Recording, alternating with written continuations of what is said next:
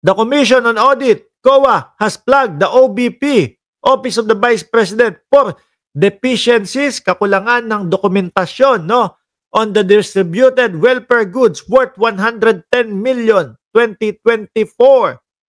In its 2024 annual audit report, AAR, released on December 1, the COA said a review of the transaction affecting the welfare good expenses accounting amount 110 for calendar year 2024 reveals prevalence of deficiencies and in the documentation, in the distribution of the welfare. Eh, saan napunta iba? Bakit wala silang kahit na bagay? Mga bossing, mukhang mahilig sila sa mga mahilig sila sa mga ganyan, no? Nung huli nga ano yung mga pinakita nila? Mga Mary Grace Piatos, yung mga resibo. 'Di ba? Ilan yun? 700 resibo ang ibinigay nila sa COA. May mga ilan doon? 400 yung mga pangalan, Mary Grace Piatos, at kung ano-ano pa ho, Kokoy Villamin. 'Di ba? Randy Puno, mga imbentong mga pangalan po. Hanggang ngayon hindi pa ho napapaliwanag nila yun. Hanggang ngayon mga kababayan, wala pa din po yun. No?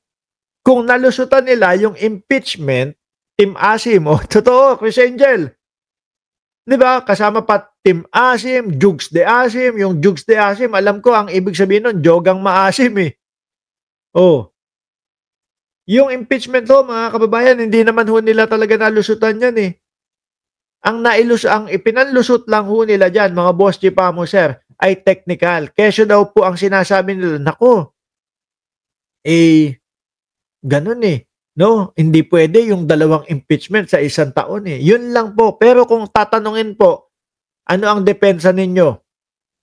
Diyan sa itinatanong o hinahanap na confidential funds, wala po silang nasasabi tungkol po dyan, mga bossing. Ay meron.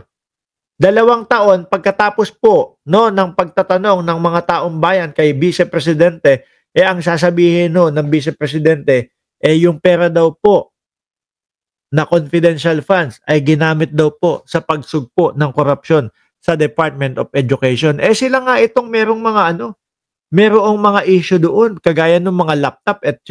at kung ano-ano pa ho. Pati pa nga yung mga tinapay doon, inaamag daw ho, mga bossing, kasi sa kapabayaan.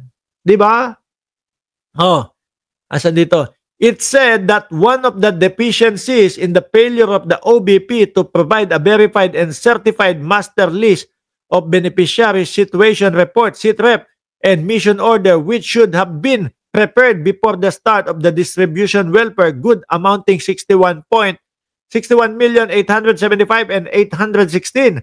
The OBP also distributed in-kind donation of 641,890 to affected beneficiaries without the required documents. It's added. Ngayon ang sabi ni Edel Toto Balduesa, no? Tama ba ako?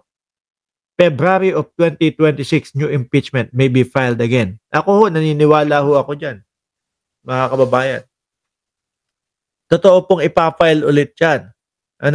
At sa nakikita ko dito, mga boss Chipamo, sir, mukhang hindi na po sila makakaligtas doon po sa mga tipong ginawa nila dito sa 2025 na impeachment na kung ano-ano pa po. Kasangkot sila Chis Escudero doon sa mga pagpapatagal po, pagbuburo ng mga impeachment kay Vice Presidente. Nakita nyo ho yung mga malalaking eskwelahan, sinasabi? Dapat masunod yung konstitusyon ng Pilipinas. Pero wala. Pinagtulong-tulungan nila yung impeachment po, mga bossing. Diba? Biruin mo, ikaw nga, Vice Presidente, umarkila ka o nag-hire ka, 16 na abogado, tapos hindi man lang nalinis yung iyong pangalan. Siyempre, ang iniisip pa din po nating mga Pilipino, merong nalustay na pera ang Vice Presidente. Kasi wala ho tayong napapakinggan Wala tayong naririnig na na dahilan o yung tipong depensa nila doon Wala. 'Di ba? So ikaw mananatili sa isip mo, nako. merong nalustay na pera ang Vice Presidente kaya hindi maipaliwanag. Kaya pinipilit nila na sa ibang pamamaraan mailusot yung kaso ni Vice Presidente. Pati nga ho yan, tingnan nyo, di ba? Yung pagbabanta sa buhay ng Pangulo, First Lady, at ni Martin Romualdez. Yan, hirap din hong ilusot sila yan, mga kababayan. Biruin mo, buong Pilipinas napanood yung pagbabanta ng Vice Presidente. Na ano, pag may nangyari sa akin, may kinausap na ako, patayin si Bongbong Marcos, si Martin Romualdez, at si Lisa Araneta Marcos. Hindi po ba pagbabanta yun? Hindi po ba pag-ano yun? Pagtatangka? O tawag doon? Pagpaplano ng pagpatay sa presidente, asawa ng presidente at pinsan ng presidente? Di ba? Paano mo nga naman ipapaliwanag yun? Paano mo nga naman dedepensahan yun? Buong Pilipinas napakinggan yun. Tapos eto pa, yung mga handang humarap para po patunayan na meron silang natanggap. Di ba? Na meron silang natanggap na pera galing sa Vice Presidente, 25,000 to 50,000. Magkikita tayo after 2 months, BP. O yan, sabi ni Armenio Pacun ng 1549. Oo, mga bossing. Disyembre,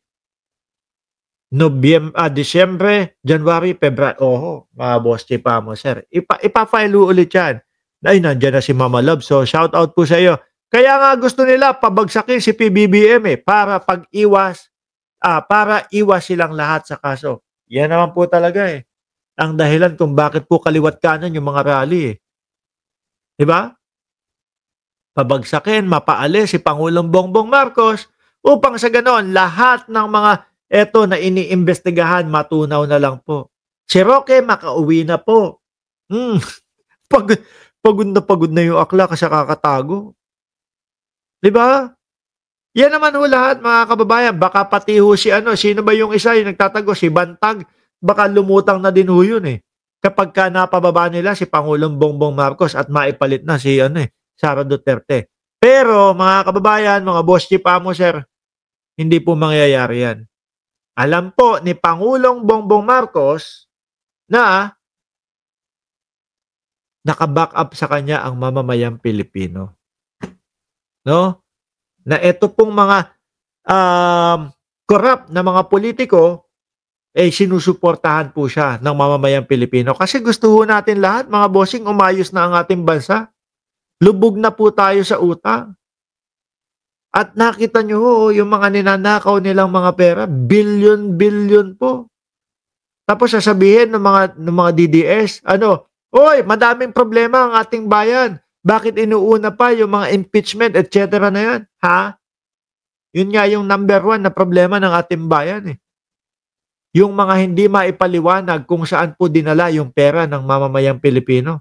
Tax ng mamamayang Pilipino. Di po ba? Kaya nga po kapag yung mga bigayan ng budget, ako po talagang tumututol ako doon sa sinasabi nilang tradisyon. Tinututulan ko ho yan. Dapat kada po hihingi ng budget, inaalam saan mo ginastos yung huling budget at saan mo gagastusin itong mga susunod na budget. At sisiyasatin talaga nilang maigi, mga bossing, no? Sisiyasatin pong maigi talaga, mga boss pa mo sir, kung nagasto sa tamang proyekto yung mga kaperahan na huya yun. Sir Mark, reconcile daw. Nako, sabi ni Ping Laksamana, Sir Mark, mag-reconcile din. Yan, BBM Sara 2028. Ayoko.